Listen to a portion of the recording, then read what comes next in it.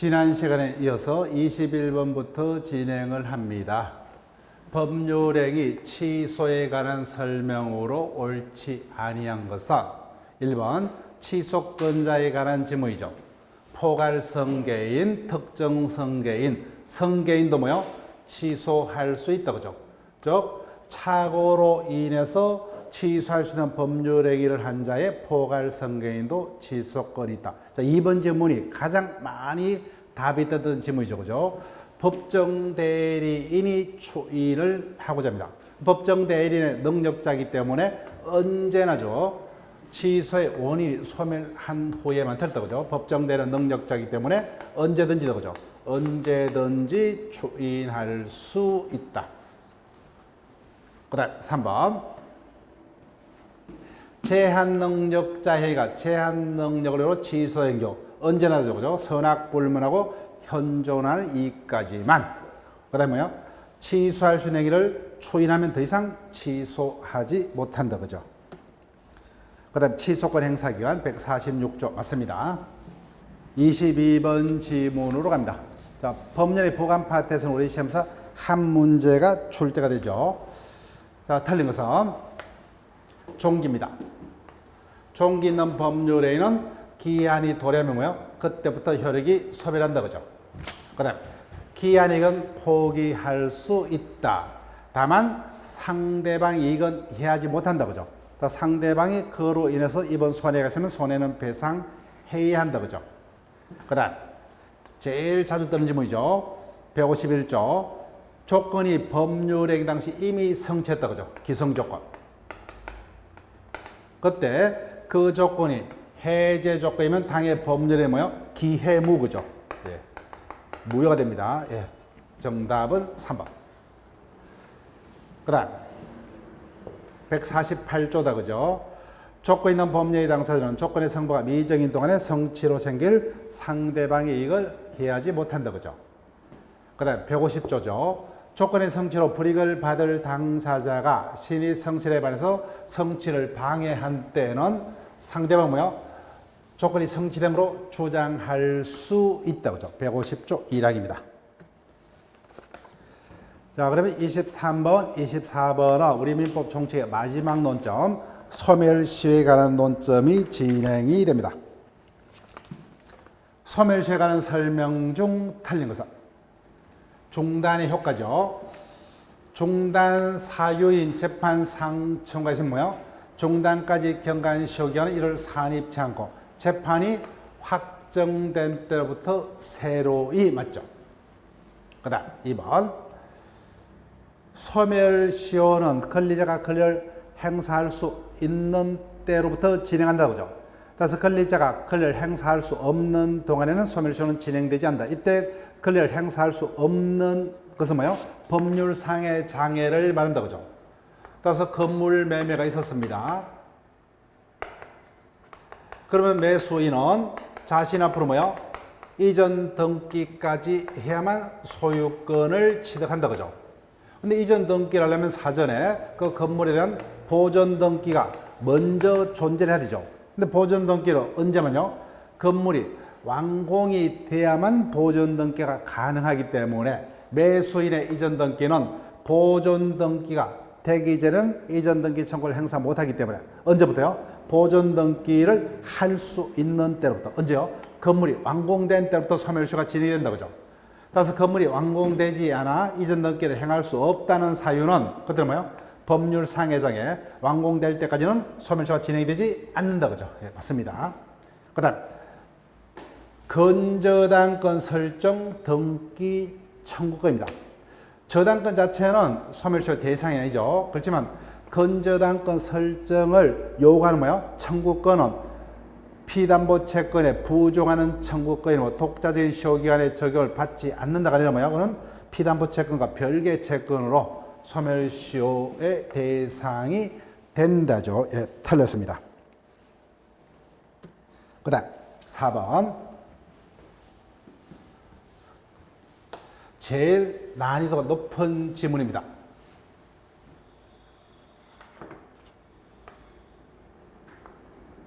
답은 아니지만 뭐요? 가장 난이도 높아요.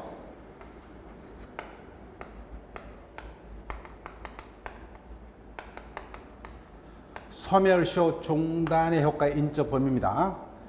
채권자가 뭐요? 주채무자에 대해서 중단 행위를 하면 그 중단의 효과는 뭐요? 보증에도 그 효과가 미친다 그죠? 근데 반대로 보증인에 대한 중단 행위는 채무자에게는 그 효과가 미치지 않습니다. 그래서 4번 보증인이 피담보 채무의 부존재를 이유로 제기한 저당권 설정 등기 말소 청구 소송에서 권리자인 뭐요? 저당권자가 청구 기각의 판결을 구했다고 하죠. 즉 응소를 했어요. 피고로서 응소했다고 하죠. 이와 같이 재판상 청구는 권리자가 원고로서 소를 제기하는 경우뿐만 아니라 피고로서 응소해서 자신의 권리를 지켜내는 것도 중단사유다 그죠. 근데 중단행위가 누구와 간에 보증인과의 관계에 있었다 그죠. 근데 이와 같은 갑의 중단행위는 보증인의 보증채무에는 중단 효과가 미치지만 채무자에게는 뭐요? 그 효과가 미치지 않는다 그죠. 채무자에게는 중단행위 재판상 청구로 볼 수 없다. 4번 지문이 가장 난이도 높은 지문입니다. 아직까지 우리 시험에 본격적으로 이 부분이 답으로 된 바는 없고 최근에 다른 시험에서 이 부분을 답으로 하는 경우가 많습니다. 그 다음 소멸시효 진행이 개시되기 전에는 승인하더라도 이건 뭐예요? 중단 사유가 될 수가 없다 그죠. 즉 중단은 소멸시효 진행 이후에 완성 전까지만 가능하다 그죠. 완성 전까지만 가능합니다. 자, 마지막 민법 총칙의 문제로 갑니다.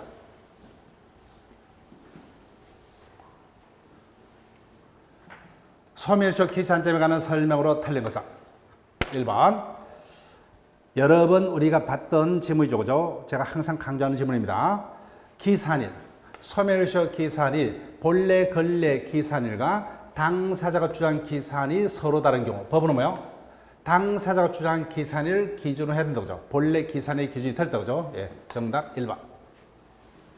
부작위 채권 뭐요? 위반 행위를 한 때로부터. 그 다음에 뭐요? 정지 조건부가는 조건이 미성취도가는 권리 행사할 수 없기 때문에 조건이 성취된 때부터 소멸시효가 진행되죠. 따라서 성취되기 전에 뭐요? 소멸시효가 진행이 되지 않는다. 그 다음 이행불능, 채무불행의 하나의 종류죠. 이행불능은 전보배상, 손해배상이다 그죠? 예. 이행불능의 경우 지연배상은 불가능하기 때문에 손해배상은 뭐요? 본래에게 가라면 전보배상이죠. 그래서 채무불행은 손해배상은 채무불행이 있는 때로부터 그죠? 이행불능이 있는 때로부터. 자, 5번 질문. 소멸시효는 권리자가 권리를 행사할 수 있는 때로부터. 이때 권리 행사를 할 수 있다는 것은 권리 행사에 법적인 장애가 없는 것을 말하더라고요. 그죠? 자, 지금까지 우리가 민법 총칙에서 24문제를 검토를 했습니다. 자, 지금부터는 각각 물권법과 채권법이 각각 20% 8문제씩 진행될 겁니다. 그죠? 물권법에서는 두 문제는 물권법 총론구죠. 25번. 물권 법정주에 관한 설명으로 옳은 것을 모두 고르면 물권은 법률 또는 간섭법. 이때 법률은 형식적 의미의 법률. 따라서 명령 규칙에서는 뭐요? 물권을 창설할 수 없다 그죠? 그 점이 일조의 법률의 의미하고 다르다고 씁니다. 그다음 물권 법정주에 관한 규정은 강행 규정이죠. 따라서 이에 위반한 법률 행위는 무효이다. 그다음 사인의 뭐요? 토지에 대한 간섭법의 통과. 이와 같은 간섭법상의 통행권은 뭐요? 물건이 아니다 그죠? 즉 판례가 인정한 간섭법상의 물건은 세 가지밖에 없죠. 분묘기지권, 동산에 대한 양도담보, 간섭법상의 법정지상 그죠? 이와 같은 사도통행권이란 간섭법상의 물건 없다 그죠? 그다음 리얼 미등기 무허가 건물의 양수인은 이전 등기를 하지 않더라도 뭐요? 그 건물의 소유권에 준하는 간섭법상의 물건을 취득한다. 말도 안 되죠. 예. 간섭법상의 물건의 종류는 세 가지밖에 없다. 그죠? 따라서 온천권, 사도통행권, 권리공원이용권, 미등기 부동산의 양수인에게 소유권에 준하는 간섭법상의 물건, 이와 같은 것은 있을 수가 없다. 그죠? 자, 여러분들이 조합을 하시고 26번으로 갑니다. 자, 부동산 물건의 변동의 원인은 크게 두 가지죠. 법률 행위란 물권 변동. 법률 행위란 물권 변동이 유효하려면 뭐예요? 등기가 있어야 되고, 나머지 상속 등 법률 규정한 부동산 물권의 변동은 등기를 요하지 않는다. 그죠? 그래서 등기가 필요한 것은 뭐예요? 법률 행위로 인한 부동산 물권 변동입니다. 또 하나요. 법률 규정에 의한 부동산 물권의 변동에 해당하지만 유일하게 등기를 요하는 것은 뭐예요? 점유취득시효 완성자의 소유권 취득이다. 그죠? 즉 점유취득시효의 경우는 점유취득시효가 완성이 되었다 하더라도 완성자에게 바로 소유권이 발생하는 게 아니라고 그죠? 이를 이유로 등기 청구권을 등기를 뭐예요? 청구할 수 있는 등기 청구권만 발생한다고 그죠? 그래서 등기를 했을 때 비로소 소유권을 취득한다. 다음 중 그래서 이와 같은 문제가 뜬다면은 4번 지문을 먼저 확인을 하시는 게 가장 편합니다. 따라서 유일하게 뭐예요? 법률 규정에 의한 부동산 물권 취득에 유일하게 등기를 요하더라고요. 그죠? 나머지 건물의 신축, 상속, 그 다음 뭐예요? 피담보 채권이 소멸하면 저당권은 자동 소멸이죠. 말소 등기 필요 없다고 그죠? 187조. 그 다음 법정 지향권, 187조죠. 그래서 정답은 4번이 됩니다.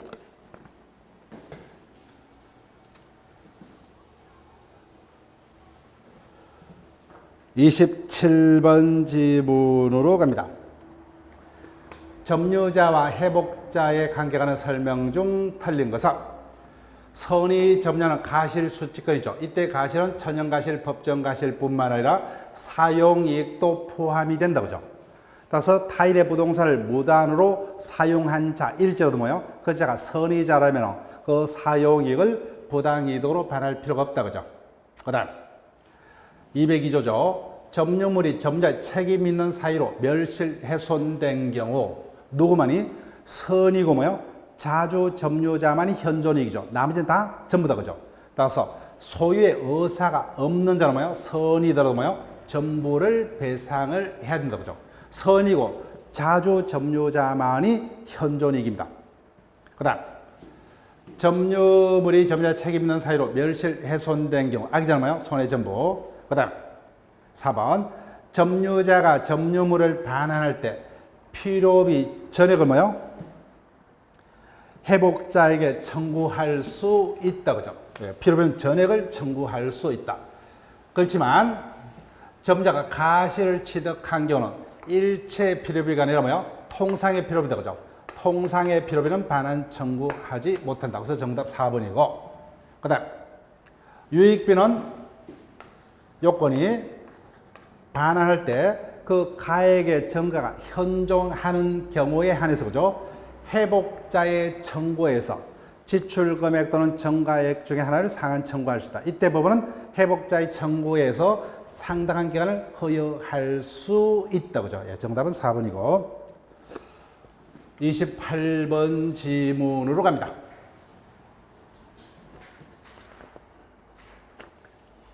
을은 2005년 1월 15일 갑소유 X 토지를 매수를 하고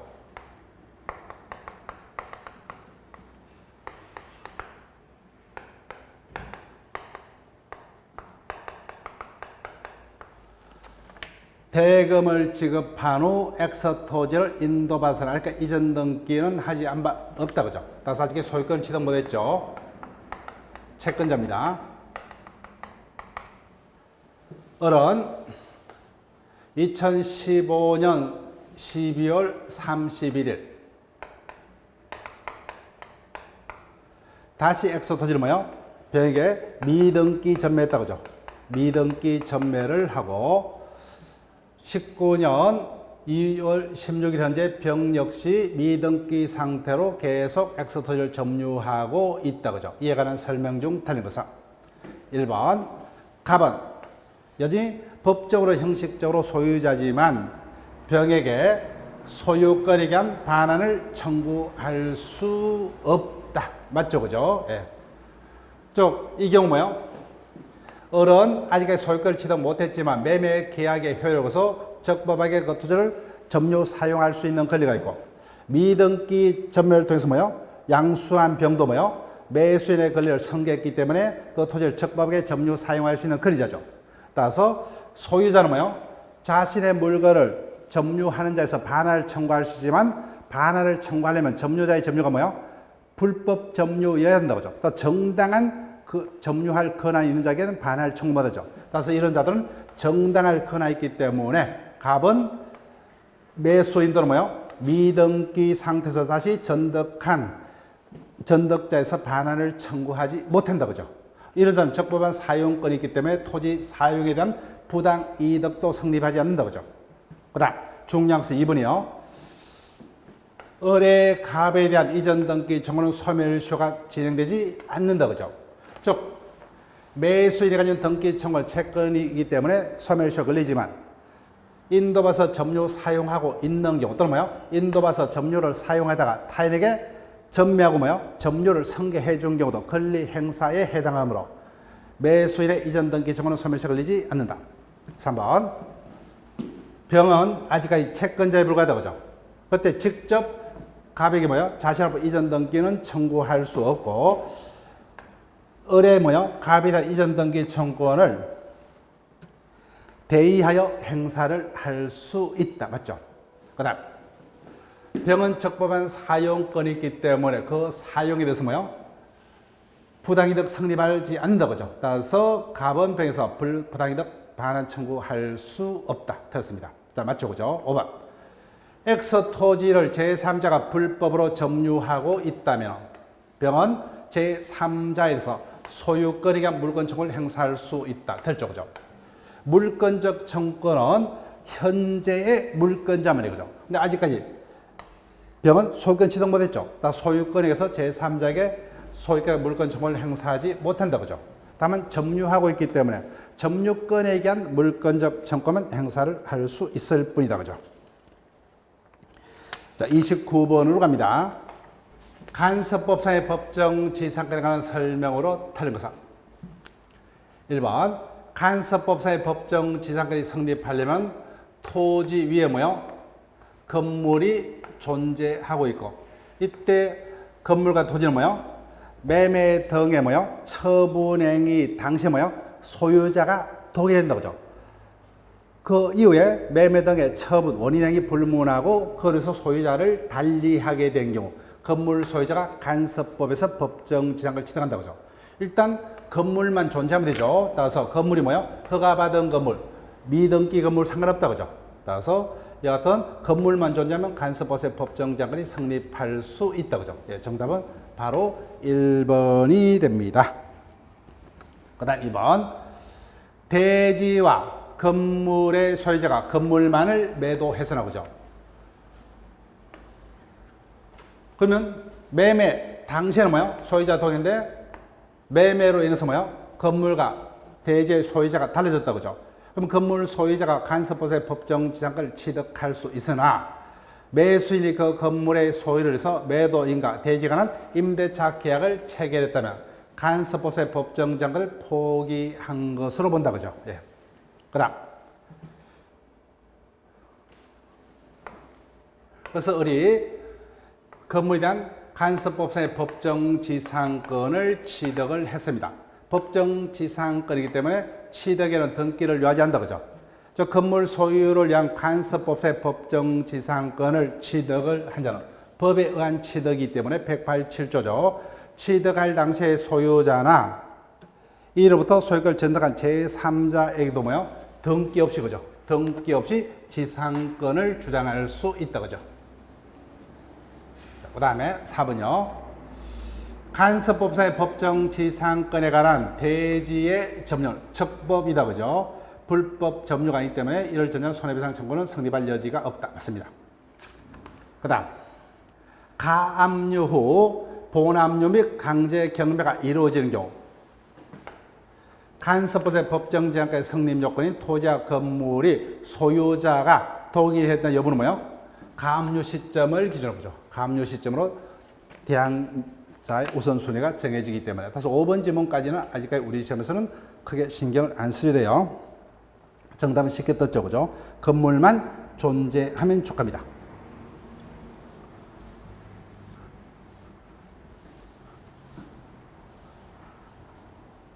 30번으로 갑니다. 전세권에 관한 설명으로 틀린 것은 법정갱시죠. 법정 갱신은 건물 전세권에만 가능하다 그죠? 법에 의한 갱신이기 때문에 등기 없이 그죠? 누구에게나 그죠? 전세권자는 누구에게나 갱신된 권리를 주장할 수 있다 맞죠? 그다음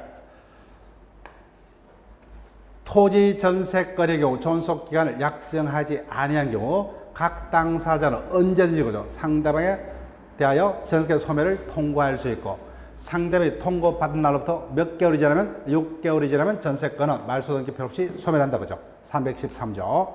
그다음에 최단기는 건물 전세만 1년이 보장되죠.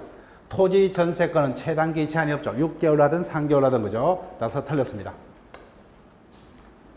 그다음 4번 전세권자가 그 목적물의 성질에 의해서 정해진 요법으로 이를 사용 수익지 않으면 뭐요? 전세권자가 일방적으로 전세권의 소멸을 청구할 수 있다고 그죠? 예, 형성권 311조. 그다음 5번 중요하죠. 전세권은 담보 물건이기 때문에 전세권 존속 중에는 뭐요?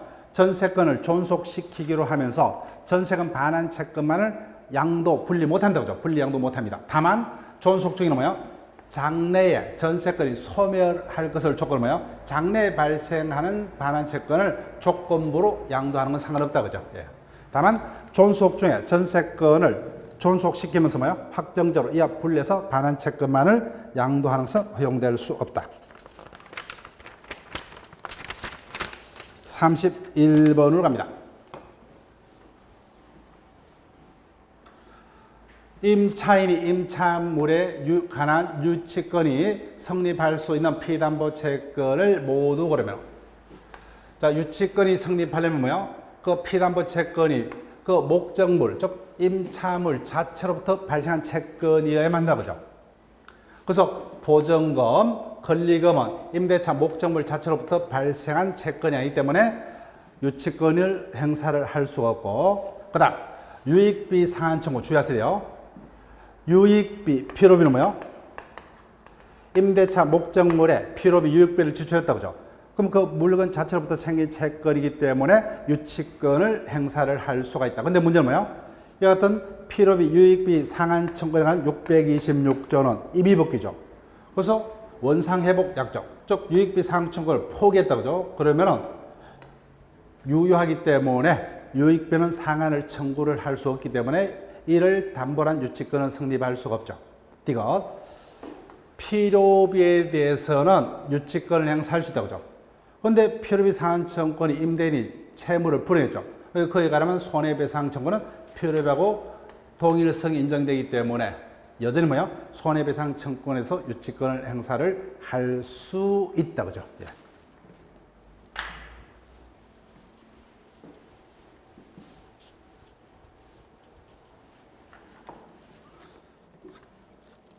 (32번으로) 갑니다. 저당권에 관한 설명으로 옳은 것을 모두 고르면 자 정축입니다. 저당권이 설정된 건물이 정축된 경우에 기존 건물에 대한 저당권은 특별한 효력이 법률 규정 뭐요? 설정행에 다른 약정이 없다면 뭐요? 정축된 부합된 건물에도 효력이 미친다 그죠? 예. 정축 부분은 기존 건물과 독립성이 없는 그 구성 부분에 해당하므로 저당권 효력이 당연히 미친다 그죠? 그다음 저당권의 경우는 그 저당 목적물이 멸실, 훼손, 수용 등이 된 경우요. 그 목적물 자체는 저당권을 행사를 할 수 없으므로 그 가치 변형물인 보험금, 보상금 등의 물상대익을 행사할 수 있다고 그죠.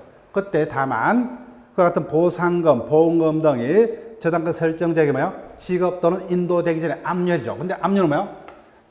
저당권자 스스로 압류할 필요가 없다고 그죠. 특정성을 목적으로만 사전에 압류 등을 요하기 때문에 제3자가 뭐요? 이미 압류했다면 그 압류물에 저당권자가 물상대익을 행사할 수 있다죠. 우리 시험도 이미 떴고 그죠. 그 다음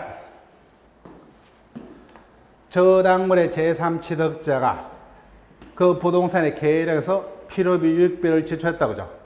그때는 203조 점유자의 필요비, 유익비 상한 청구 요건에 따라서 그 저당 목적물의 경매 대가로부터 자신의 비용을 뭐요? 우선 변제받을 수 있다다 그죠? 예, 틀었습니다.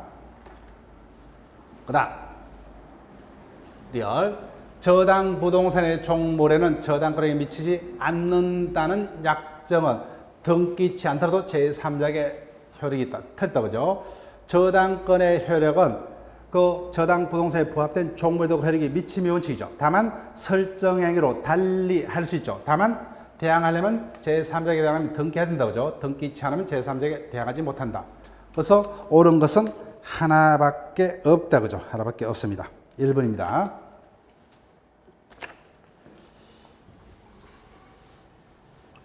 자, 지금까지 물권법에 관한 내용들을 진행했습니다. 자, 33번부터는 채권법이요. 그중에 33번과 34번은 채권법 중 총론에 관한 지문이 진행됩니다.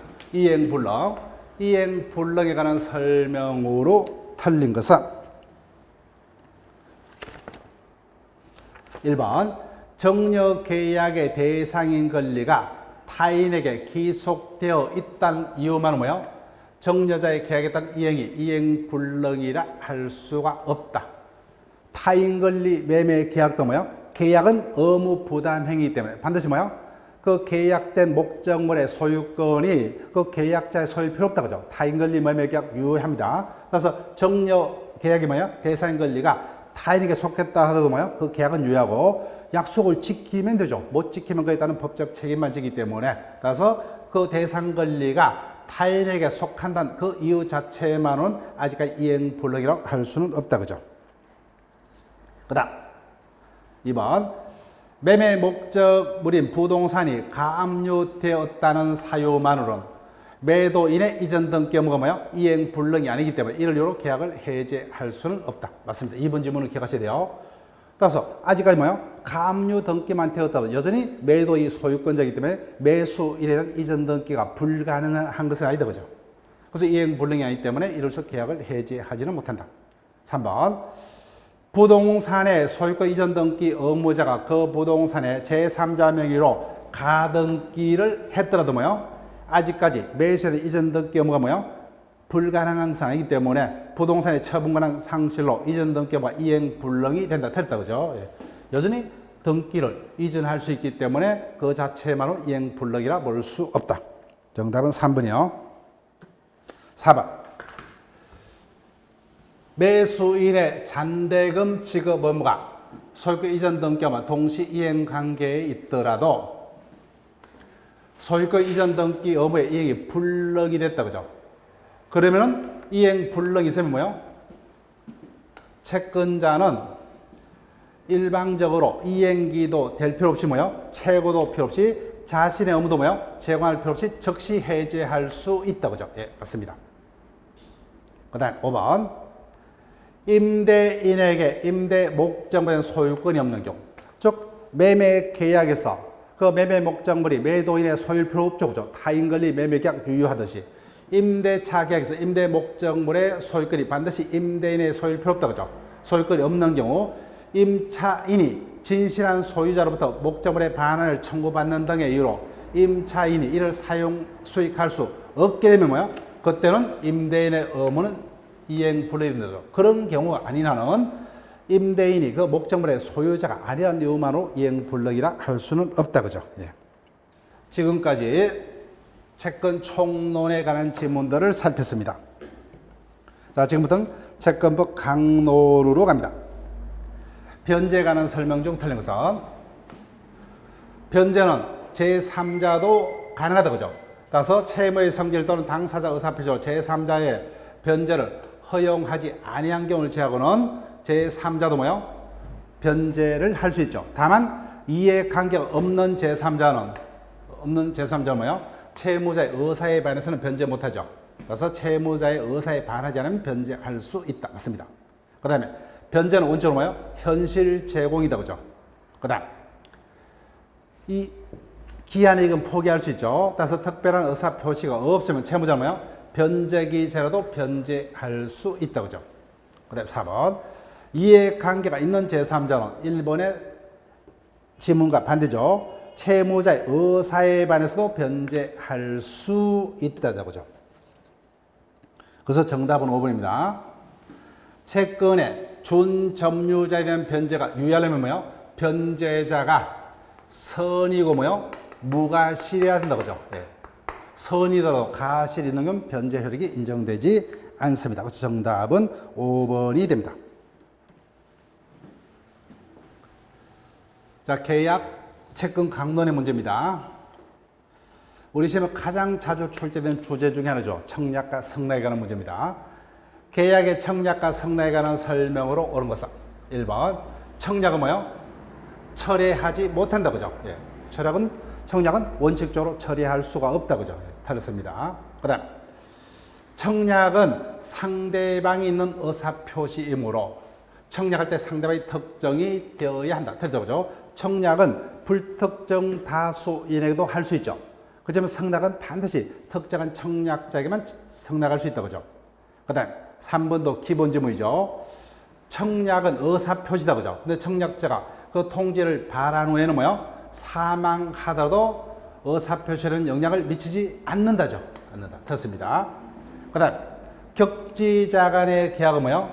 성락의 통지가 뭐요? 도달한 때가 아니라 뭐요? 발신된 때, 그죠? 발신주의다, 그죠? 발송한 때 성립한다, 그죠? 예, 됐습니다. 그 다음 5번 성락 기간을 정하여 청약을 하였으나 청약자가 그의 통지를 그 기간 내에 받지 못하면 뭐요?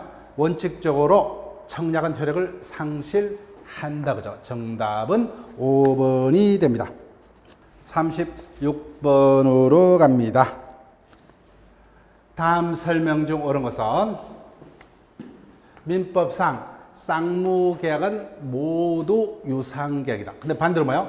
유상계약이 모두 쌍무계약은 아니다. 그죠? 네, 정답 1번. 왜요? 현상광고는 뭐요? 유상이지만 편무에 해당한다고 하죠. 편무. 그래서 정답은 바로 1번이고. 그 다음에 사용대차는 뭐요? 무상이니까 편무다. 그죠? 편무입니다. 그 다음 교환계약에서 금전의 보충 지급에 관한 약정이 있는 경우 그에 대한 매매 규정이 뭐요? 준용이 된다. 그죠? 예. 이 부분은 우리 시험 보임 받기 때문에 크게 신경 쓸 필요는 없습니다. 근데 4번 유상계약과 무상계약을 구별하는 시력은 유상계약에 관해서 위험 부담 문제가 발생한다. 틀렸습니다. 위험의 부담 문제, 동시이행 항변권의 문제는 뭐예요? 쌍무계약의 특이한 문제죠. 유무상계약의 구별은 뭐예요? 매매가 대표적인 유상계약이고 매매에 관한 규정이 나머지 유상계약에도 준용된다. 특히 뭐예요? 담보책임, 그죠? 매도의 담보책임에 관한 규정이 나머지 유상계약에도 준용된다. 그죠? 그 다음 5번 임대인이 임대 목적물에 관한 소유권의 처분 권한을 갖고 있어야만 임대차 계약이 유효하게 성립한다. 틀렸다. 그죠? 오늘도 비슷한 질문이 많았죠. 임대차 계약은 그 임대차 목적물이 임대인의 소유일 필요 없다. 그죠? 왜요? 의무 부담 행위이기 때문에. 그죠? 타인권리 매매 계약도 마찬가지죠. 정답은 1번이 됩니다.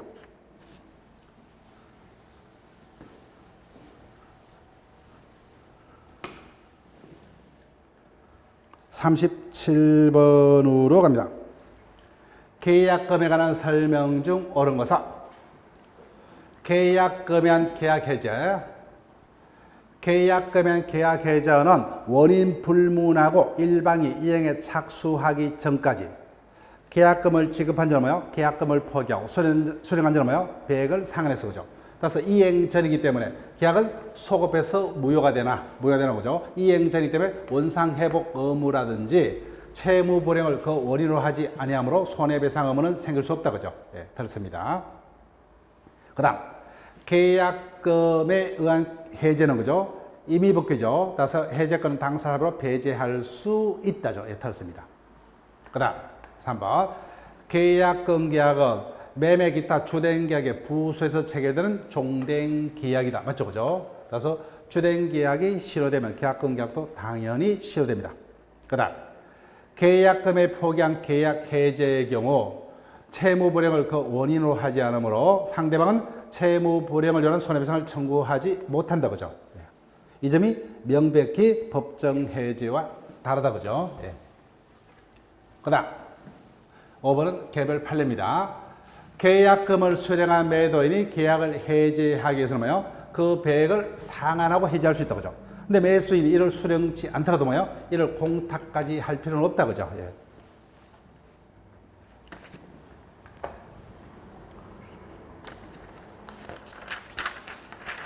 38번으로 갑니다. 임차인의 권리에 관한 설명으로 옳은 것은 임차인이 목적물의 필요비를 지출했다 그죠? 그때 임차인은 뭐야? 적시죠 그죠? 적시 전액이다 그죠? 지출한 임차인은 종료 시에 그 가액의 전가 현존한 때에 한해서 이와 같은 요건은 뭐야?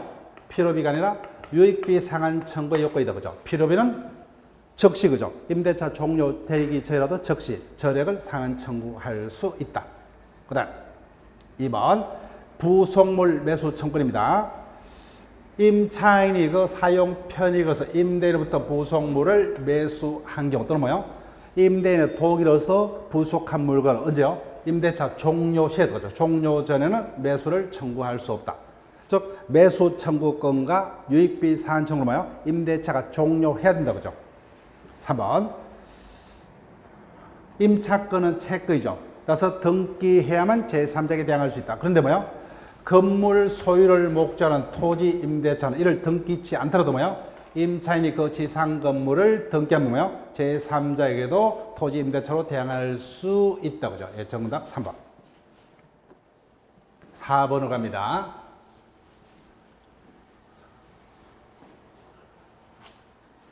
건물 소유를 목적한 토지 임대차의 기간이 만료된 경우 임차인은 계약 갱신에 청구가 없어도 뭐요? 매도에게 건물 매수를 청구할 수 있다. 틀렸습니다. 643조. 토지 임대차가 종료한 경우 임차인에게 뭐요? 283조. 지상권자의 지상물 매수 청구한 283조를 준용한다 그죠? 그 순서를 기억해야 되죠. 먼저 계약 갱신을 청구한다 그죠? 그래서 임대인이 응하면 계약이 갱신됐기 때문에 매수청구는 발생할 여지도 없고 임대인이 응하지 아니하면 뭐요? 비로소 매수를 청구할 수 있다 그죠? 그다음 5번 토지 임대차가 묵시 갱신됐다 그죠? 그때 존속 기간에 약정이 없죠. 그러면 당사자는 언제든지 상대방 해지할 수 있다 그죠? 예, 틀렸습니다. 상대방 그죠? 누구든지 언제든지 상대방 해지할 수 있다. 39번으로 갑니다. 도급에 관한 설명 중 틀린 것은 1번 수급인의 보수 지급 청구권은 완성된 목적물의 인도와 동시 이행관계다 그죠? 그 다음 2번 도급인의 수급인에 대한 하자 보수에 가름한 손해배상 청구권과 수급인은 뭐요? 일의 결과에 대한 보수 지급 청구는 동시 이행관계 맞죠 그죠? 그 다음 도급인이 완성된 목적물의 하자로 해서 계약의 목적을 달성할 수 없는 때만 계약을 해지할 수 있다고 하죠. 다만 이 경우라도 건물 기타 토지 공작물은 해지 못하죠. 완성 전에는 뭐요? 무조건 그죠. 수급인에게 그 손해를 배상하고 해지할 수 있다. 그 다음 4번 수급인이 이를 완성하기 전에는 도급인은 수급인의 손해를 배상하고 계약을 해지할 수 있다. 그죠? 5번 지문으로 갑니다. 숫자 문제입니다. 건물 공사의 경우요. 공사업자인 수급인에 대한 하자 보수 청구는 목적물을 인도받은 때로부터 뭐요? 1년이 아니라 뭐요? 5년. 경관 건물은 뭐요? 10년의 행사기간이죠. 그죠? 예, 정답은 5번.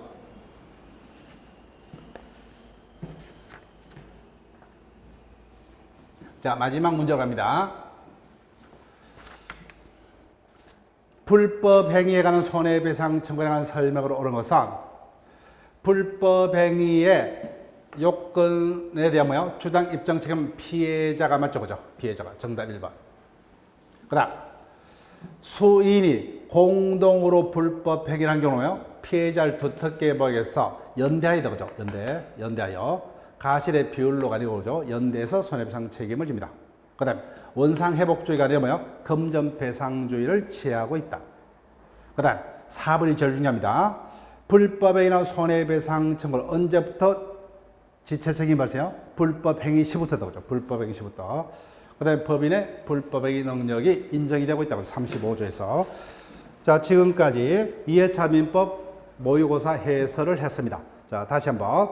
자, 여러분들이 일단 결과에서 일희일비하지 마시고, 일단 내가 조금 쉽게 문제를 풀었던, 조금 어렵게 문제를 풀었던 거죠. 이번 회차에 내가 반성할 점은 반성을 하고, 다시 그것을 기억학습을 기억을 하는 이런 식으로 하나하나 단계를 밟아서 진행을 부탁을 드립니다. 자, 2회차 모의고사도 전반적으로 크게 문제되는 난이도가 아주 극다적 높은 지문은 그 숫자를 많이 제한하고 평이하게 대부분의 문제를 구성을 했습니다. 자, 그러면은 제가 이제 맡은 부분은 마지막 모의고사가 될 거예요. 마지막 4회차 모의고사가 될 텐데, 그때도 지금 수준 내지는 지금 수준보다 약간 더 상위 어떤 그 수준으로 문제를 출제를 할 겁니다. 그래서 여러분들이 현장에서 느끼는 체감적인 어떤 난이도와 비슷한 형태로 문제를 출제를 할 겁니다. 다만 모의고사 강의죠. 모강 시간에는 조금 더 난이도 높은 어떤 문제로 구성해서 한 번 정도, 4번 정도 모강이 진행된다 그죠. 그중에 한 번 정도는 아주 극단적으로 조금 난이도 높은 문제 위주로 진행을 해서 연습을 할 기회를 갖고자 합니다. 자, 그러면 일단 제 2회차 모의고사 설명은 마칩니다. 수고들 하셨습니다. 감사합니다.